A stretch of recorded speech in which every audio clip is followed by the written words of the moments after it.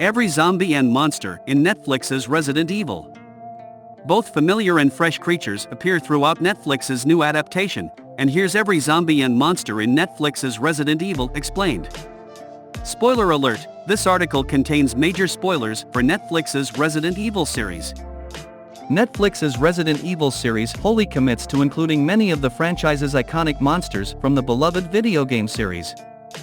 First released for the PlayStation PSONE system in 1996, the shooter survival horror Resident Evil introduced a cadre of horrific, T-virus mutated villains for its protagonists to encounter.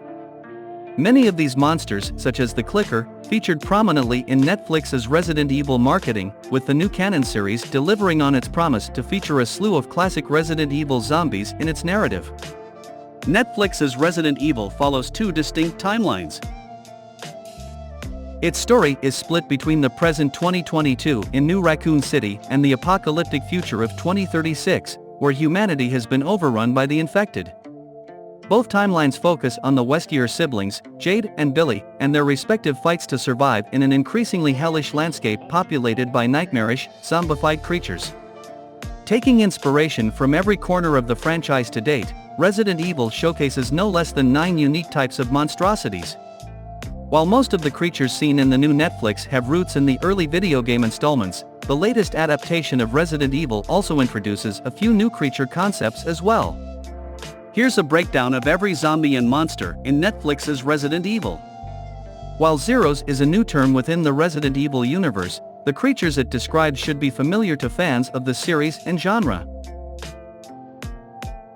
These Zeros are the iconic undead featured in every iteration of Resident Evil, although the Netflix series elaborates on their existence by suggesting that they are genetically changed by the T-virus and not truly reanimated. While this is a significant deviation from the core Resident Evil timeline, these monsters provide the same scares that made the franchise famous. Unlike in the video game series, Zeros seem to be universally capable of great speed and agility.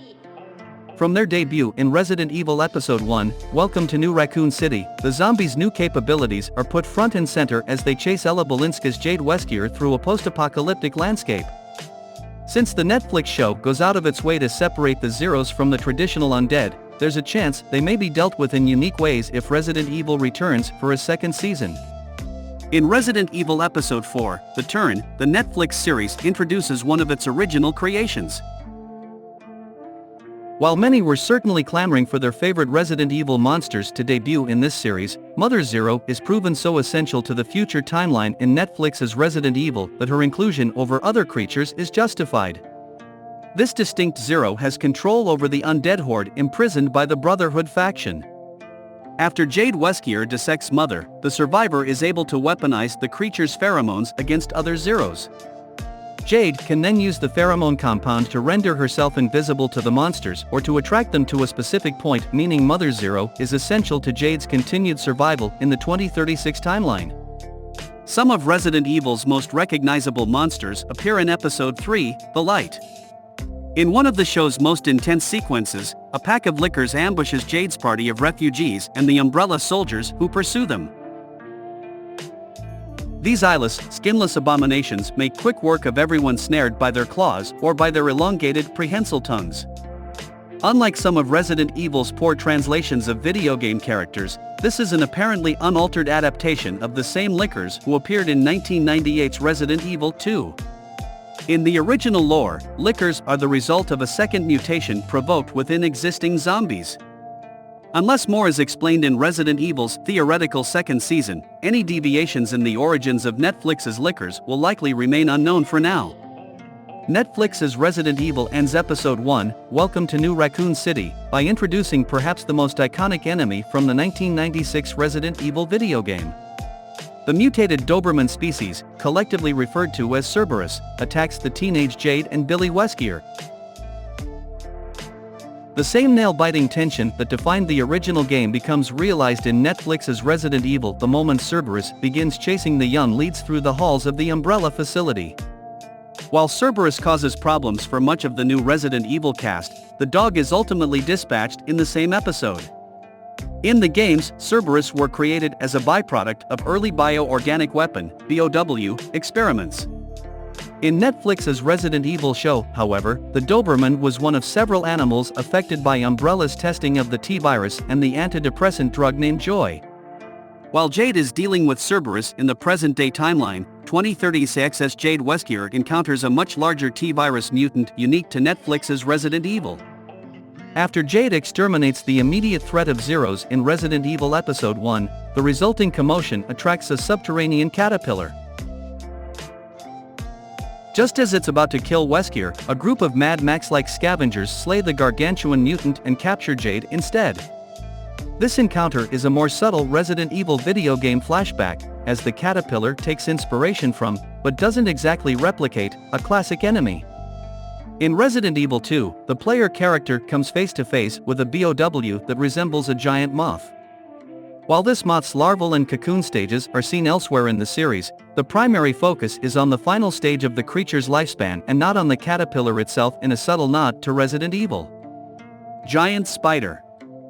After escaping the lickers in Resident Evil Episode 3, Jade runs directly into a giant spider's nest, a mutation that is prevalent throughout the Resident Evil franchise. While this arachnid doesn't share any identifiable physical traits with Black Tiger, the spider boss from the original Resident Evil game, the creature's sharp claws and hunting behaviors do resemble the Drain Deimos from Resident Evil 3, Nemesis. It would hardly be a surprise if the Deimos were a source of inspiration for Netflix's Giant Spider, since Resident Evil 3 has been shaping the franchise's film adaptations for years. Giant Alligator. Giant reptilians have been a staple in the horror series since Resident Evil 2. In the Resident Evil Netflix adaptation, the giant alligator is revealed at the end of Episode 7, Parasite. The slumbering beast is sedated thanks to Jade's prior experiments and waits to be activated by the passengers of the University vessel, who can shock the alligator back into consciousness and unleash it as a secret weapon of assured destruction. This mutant dwarfs his aforementioned video game counterparts and is even larger than the crocodilian monsters seen in Resident Evil 5.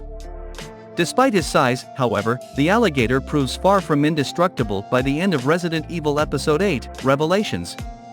Tyrant. The season finale of Resident Evil finally teases its greatest monster.